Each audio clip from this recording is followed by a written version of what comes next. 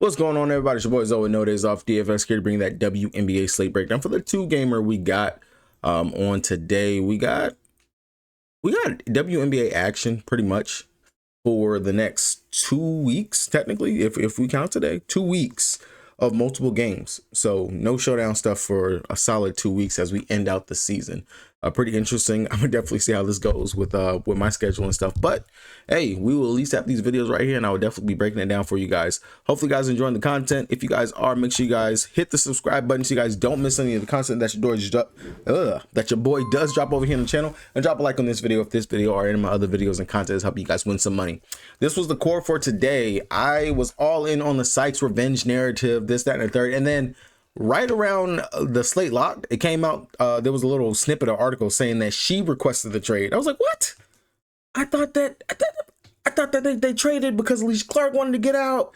I didn't see that. I was like, damn. So Sykes wanted out. But I was like, okay, that should still be some motivation. Now, granted, she started out hot, but then Sykes just started doing Sykes shit and just missing the easiest layups and all this other stuff, throwing her body around. And I was like, all right, fuck it. It is what it is. Nneka went out there and crushed, but Malonga went out there and still also had a great day. But if you played both of those bigs, you definitely had a really, really, really great day. And depending on what you filled in for the rest of this lineup, you definitely was able to cash. This I mint cash, and a couple of my stuff, the big GBP, I did not make it into that. But some of my other stuff that I did have today, I was able to minimum cash in those. So I will take it. Live to see another day. If you guys don't know, the FanDuel course, whenever you see those are BK plays on FanDuel. I myself play mostly on DraftKings. So whenever you guys ask me FanDuel questions, I have to literally look at the slate and try to decipher it real quick, because for me personally, FanDuel, I just don't like the contest. I don't like the size of the stuff, and sometimes the pricing is just way too wonky, and I hate it. I love DraftKings. That's what I play on. That's why I always tell you guys, if you guys don't have a DraftKings account, check the link down in the description box below so you guys get that deposit match bonus and join your boy over here on the King. Outside of that, though, I gave you guys a little treat today. If you pay attention to the US Open, your boy put up his prop plays for today, and so far we are not having a bad day. It has not been a bad day. We got a couple of misses, but we got a lot of green going on so far over here on Prize Picks for the day, or if you played on the sports books as well. I gave you guys game totals, set totals, things like that for today. Was able to go ahead and throw that together last night before I went to bed, and edited it this morning and threw it up here. Pretty much I give you guys a good match overview of what I think the match is going to look like, giving you just a little background in regards to the players, and then I go over the best bet that I like, and then also give you a bet for the sports book if you're playing on the sports book instead. Hopefully you guys do like that. I will have that as we go on throughout the US Open. We'll definitely look and continue to research and look at some of those lines and things like that, and get something out for you guys so you guys can also be able to tag along and play. With that being said, let's go ahead and head on over to DraftKings. Tonight was a night. MVP was back, came back, no minutes limit, dropped 32 actual points.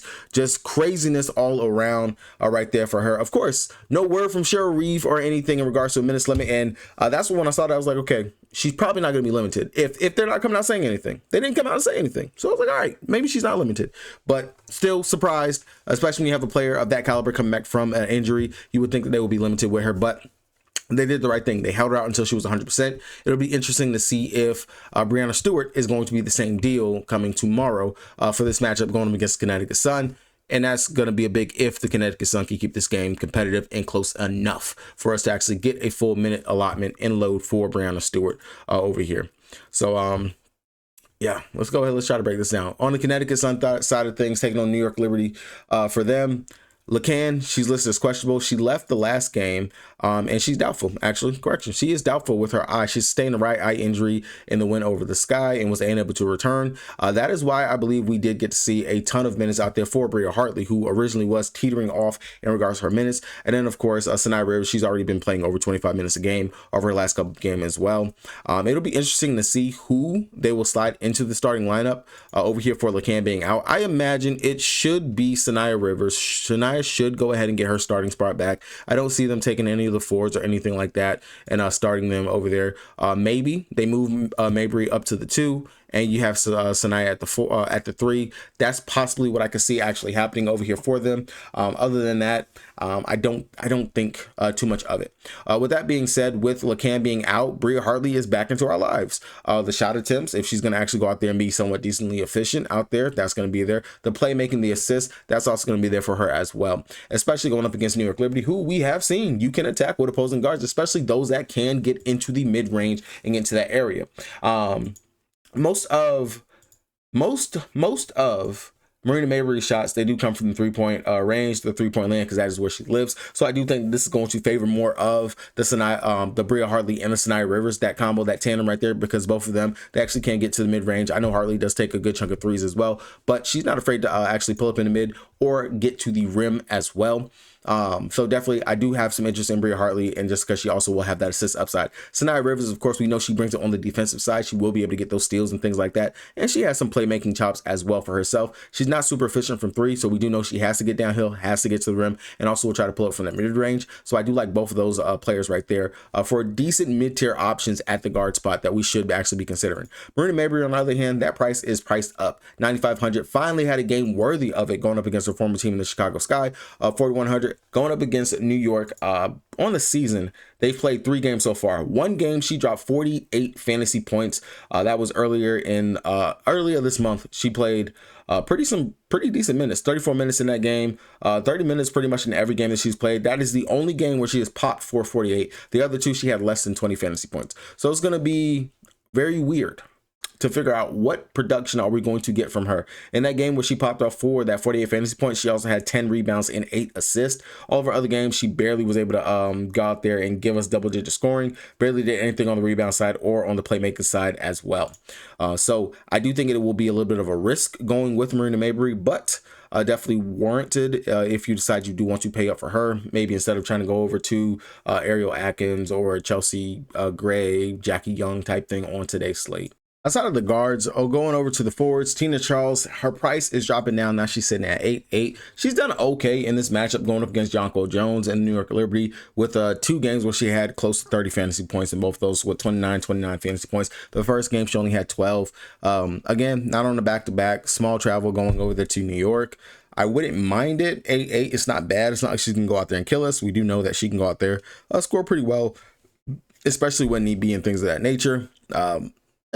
On the lean side of things in regards to actually being a play, Anisha Murrow, it depends on what Murrow are we going to actually get. She has played well in 1 out of the 3 matchups that they did have on the season, where she had 33 fantasy points. And we have seen that you have been able to attack Emma Meesseman lately with opposing power forwards. The only problem that always kills her is her minutes. Her minutes are going right back to where we're back to that TD totter of, is she going to play 25 minutes? Is she going to be playing 11 minutes? Is Olivia Nelson-Ododa going to come in and take all the burn for her instead? That's the only risk when it comes to Murrow.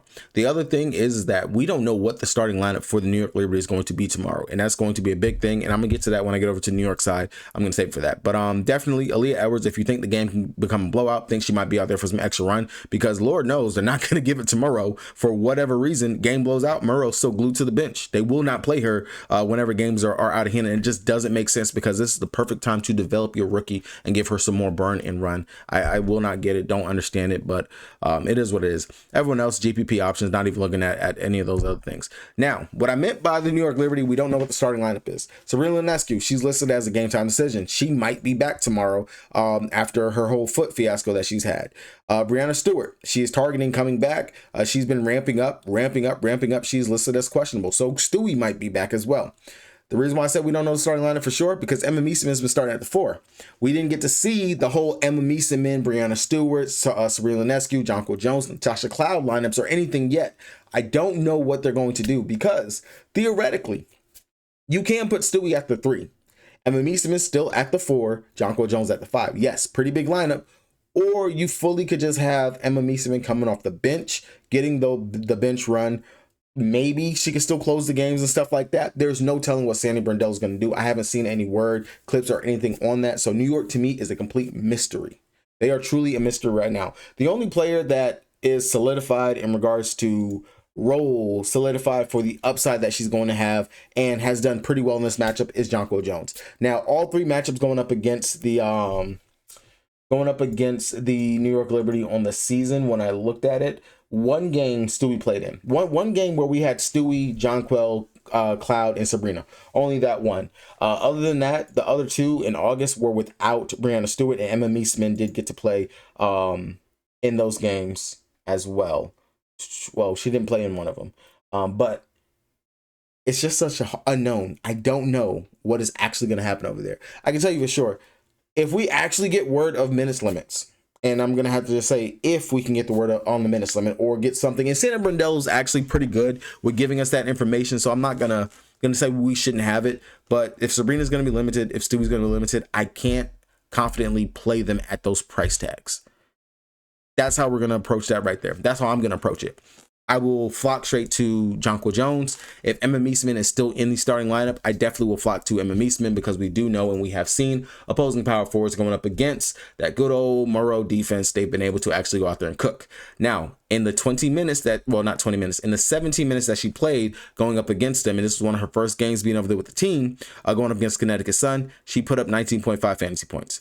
Since then, she's been rocking and rolling over 20-something minutes. Definitely one of those spots where she can have some upside, and she's been having some pretty down games over her last couple. It's priced all the way up to 9.9. That is a bit rich, but if you're trying to get off of Jonquel Jones and she's still going to start, she's still going to play over 25 minutes, I definitely wouldn't mind getting to her, and I don't mind the upside for Emma Meesman. Outside of that, the other thing, Natasha Cloud, she's also questionable due to a nose injury. And I don't know when the hell she got popped in the nose. I don't know. Maybe she might have had her nose ringing still. But if Cloud's going to be out, but we actually do have Sabrina back. If Sabrina's going to be limited, then we are going to have to look towards the bench mob of Marina Johannes, Kennedy Burks. We will have clearer understanding of what's going on with New York tomorrow. I cannot give you a full, this is what I'm going to do fully. I'll have that in the breakdown for you guys tomorrow. Las Vegas Fakers taking on Chicago Sky, riding high. And it's kind of crazy how this is the first matchup these two teams have had this season. We're this far into the season and the Aces have not played the Sky, unless I'm blind, stupid, dumb, or something. But when I look through everything, I did not see one game matchup between these two teams at all. Asia Wilson's Ace Wilson. She's now officially priced about 14,000. As you guys can see, dropped 62 going up against Washington Mystics. And it's kind of like, again, you're damned if you fade her, you're damned if you don't. 14K is a lot. We got to find the value. Luckily, she has the value right over here on her team. And our girl, Dana Evans, who's priced at 4,700. And she's seeing some very good minutes off that bench. And I'm loving what I'm seeing from her coming off the bench. Playing against her former team as well, who didn't think she was worthy to be starting for one, or being a starting point guard. You know the peanut M&M, the chocolate M&M got some revenge in her. I know she has it. 4,700. This is the key value onto the slate, period, to me. Probably the best value that we actually will have on the slate. I'm going to knock on some wood or something real quick, because last time I said that, there was a couple of players that didn't get there when they were actually really good value on the slate. So I do like the upside for Dana Evans, especially the value, especially because we are going to be trying to fit in Asia Wilson and just make it work. If you're fading Asia, as always, Jackie Young, she's a great player, great spot. The assist, the rebounding, she's going to score, give us some defensive stat. All those things are right there. It's the Chicago Sky. They turn the ball over the most. They turn the ball over the most in the league. So you know the upside will be there for Jackie Young. Same thing for Chelsea Gray. She can get some deflections and get some steals herself as well. She's been playing very well as well, also getting those assists. The numbers are back up for her. And this is a great spot going up against Chicago Sky, who are also bleeding assists to opposing one guards as well. So I don't mind that. Jewel Lloyd off the bench, if you want the consistent, steady scoring that she's going to be able to go out there and give us, I don't mind it at all at that 7K price tag. I would much rather just figure out how to get the Sanaya Rivers, who possibly could be in a blowout of a game and can go out there and run it down. Outside of that, Nalissa Smith, I'm not messing with that. We're going to attack that on the other side for Nalissa. Kirsten Bell, Lightning might be able to strike 3 times. Who knows? But I will not be there to find out about that Lightning. On the Chicago Sky side of things, as we do know, we got our girl Angel Reese. She's back. She is minute limited is what they are telling us. But 31 minutes does not scream you're on a minute limit to me. It doesn't. Opposing power forwards going up against the Aces. We have been attacking it no matter what team our girl Nalissa Smith has been on. We're going to continue to attack that. Versus the Aces last year, she had 2 games where she put up over 40 fantasy points. The other 3 games, 35 and 31 fantasy points. The reason why I'm going to be actually heavier on Angel Reese versus Cardosa is because Centers versus the aces have not cooked that well, especially since Asia's been on this MVP tier of what she's doing. Shakira Austin is the closest one that has actually went out there and got close to 30 fantasy points. Everyone else, they've been having a pretty hard time dealing with Asia and everything that she is doing. Now, if you want to get GPP different and you want to follow along and go to Cardoso, who for whatever reason is playing like baby Joker at the moment, getting a ton of assists lately, then definitely go ahead and play Cardoso. Fine with that. But I will be playing my flag on Angel Reese in this matchup. Ariel Atkins, we know that she's kind of the 1-2 punch over there with her and Angel. I don't mind going over there to her at the 8,500 price tag, especially if we're not going to be able to pay up for a Jackie Young, a Chelsea Gray, or you're not trying to go all the way up there to Sabrina Ionescu and things like that. Ariel Atkins makes sense to that position spot. Don't mind it. Elizabeth Williams, price still needs to come down before I'm really comfortable with playing her. I just think that she's still just out of price for when Angel was missing. Rachel Benham, not going to go there. Uzan, she's actually getting some decent burn. Another punt option, but I would rather just play Dana Evans when it comes down to it between the two. Nurse, Allen, Onyenwene. Nurse just had a really great game last time out. 18 minutes, 24 fantasy points, 19 actual points. As you can see, has to do a lot of scoring for her to actually get there. Again, would rather just play Dana Evans, who I know is going to actually play some minutes and can do a little bit more than just score as well when she's out there. Other than that, I really don't have anything else that I like over here. Onyenwene is starting games, but she doesn't play a ton. If you can actually get her right, maybe if you think this is a spot that you want to play Onion, go ahead by all means, but I won't be there. Really kind of ugly, not even kind of, be honest, this is an ugly slate. Both games are double-digit spreads currently. They're both sitting at 164 for total, so they're expecting for it to be some decent scoring. I do think this New York and Connecticut game can be something, just simply because New York, they got a lot of injuries and stuff going on. They might be getting some players back, might be losing some players at the same time, so there's no telling what's going to be going on over there. And Connecticut has actually been playing pretty well over the last couple games. They've strung along 3 straight dubs. They need to keep on winning because Dallas Wings, man, we got to keep on getting those L's so we can get that number 1 or number 2 pick in this draft. That's going to do it for me, guys. Hopefully you guys were able to get something from this. If you guys didn't, I'm sorry. But I will have the breakdown stuff for you guys tomorrow. Good luck. If you guys did cash out on today's slate, let me know down in the comment section. We'll be back at it again tomorrow. Peace.